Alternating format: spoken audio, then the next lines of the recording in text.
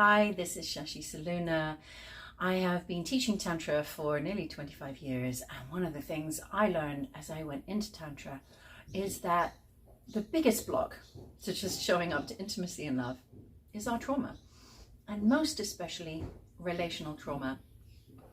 This is the thing that we maybe talk about less. When we think about trauma, we tend to think about having a car accident, being in the army, being at war, and these things are deeply traumatic. But those things are called a shock trauma, something really overwhelming and horrific that happens that totally overwhelms your nervous system.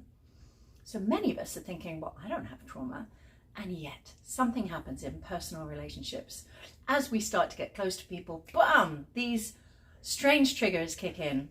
These sabotaging patterns kick in. Have you ever found yourself, thinking, wow, this is great, I'm in love. And then you start noticing you're pushing the person away. The one person that's showing up for you the most and giving you love, giving you support, you start attacking them, shouting at them, closing down from them, all of these things. Yes, it's ugly and it's trauma. It is, in fact, not the trauma itself, but the patterns that our system put in place to try and keep us safe. So we need to acknowledge these patterns. They were there to help us. However, they're not helping us anymore. These are old patterns that we set in often as a child. The emotional field that most of us grew up in wasn't emotionally safe. That's because of a lack of education, and our parents were also receiving relational trauma. So these patterns have been going on for generations. Now we live at a great time when more and more people are getting educated about what is emotional safety, what is trauma, how does the nervous system work. This is a great time to be alive. So many people now are stopping family patterns and doing something new. And that person is you in your family. Maybe you have parents also doing that work. But here we are showing up to do this healing. So in this video, I just want to give you like an emergency protocol. If you want to go much deeper into trauma healing, I have an entire course which is called From Trauma to Tantra, and that really goes into looking at more detail, the different types of trauma, how they show up in our body, how to work with relating with others to heal them, how to do healing on our own. Tons of information there. But this, I want to make I thought, what's the most helpful thing I can make in one video? It's like your emergency protocol for a moment you get triggered with a partner or someone you're getting intimate with. They might not be a partner yet. So first of all, the first thing is to, what I call, stop becoming the trigger. Start to own the trigger. This one is huge. And this is what makes the switch from being an emotionally unsafe person to being an emotionally safe person. Okay, so what does that mean?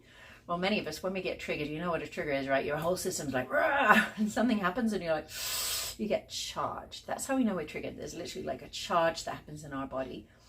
And when we're unconscious, when we're less conscious human beings, we just get charged and then we're like, rah, rah, rah, you did this, you did that, rah, rah, and we become the trigger. And this is emotionally unsafe for other people to relate with us. What can we do instead? We can own the trigger. What does that mean? It means I still get charged, I still get the same physiological shift happening, but I own it. And instead of just going, you did this and you did that, I say, I notice I'm really triggered right now. I notice I'm really charged right now. You can take that a step deeper by naming the physiological response. This is really good for trauma healing. I notice I'm really triggered right now, and I'm feeling that across my chest. I'm noticing that my hands are going into fists, feeling this surge of energy up, and I feel like this desire to run away, or I feel like this desire to hit you. I feel like this desire, this urge is coming up in me to defend myself, whichever it is, fight, flight, freeze. We don't do that thing, we just name that thing. That makes us instantly safer to relate with, because the other person's like, okay, they're triggered, but they're not going to act out that trigger anymore. They are just naming it. Then we can take a deep breath. Big one in trauma healing is taking a deep breath and make a sound. Ha.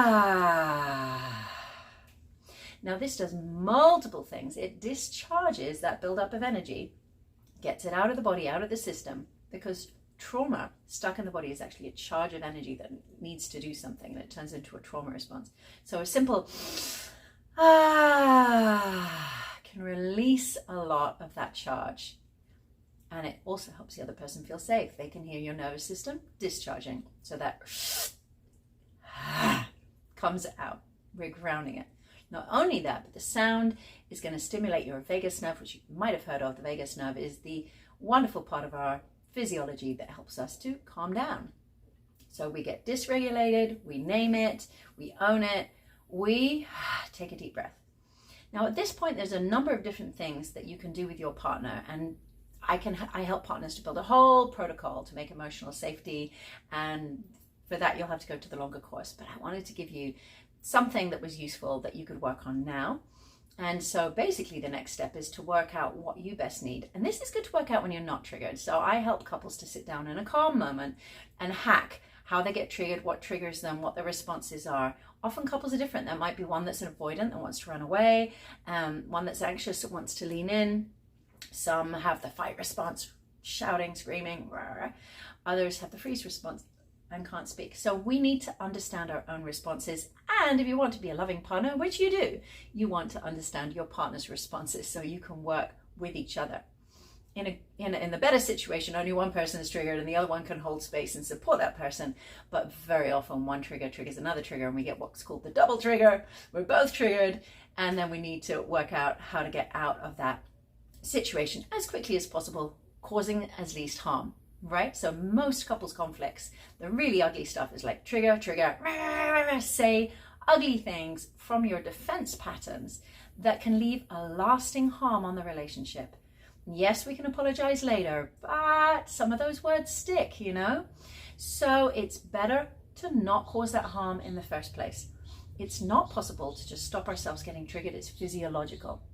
It is possible, however, to outsmart those triggers, to become lucid and more conscious than the triggers that are happening in our system. And this is the exciting thing that is going to heal trauma out of your system, heal it out of your family line, which is also really great, and heal your relationship because you start to build trust.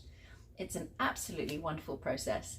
So I hope this is helpful for you as a little starter pack if you're just beginning to use these kind of principles. And if you feel excited by it and you want to go deeper, then head on over to From Trauma to Tantra and you can dive deeper into this journey with me. Let's make this world a safer place.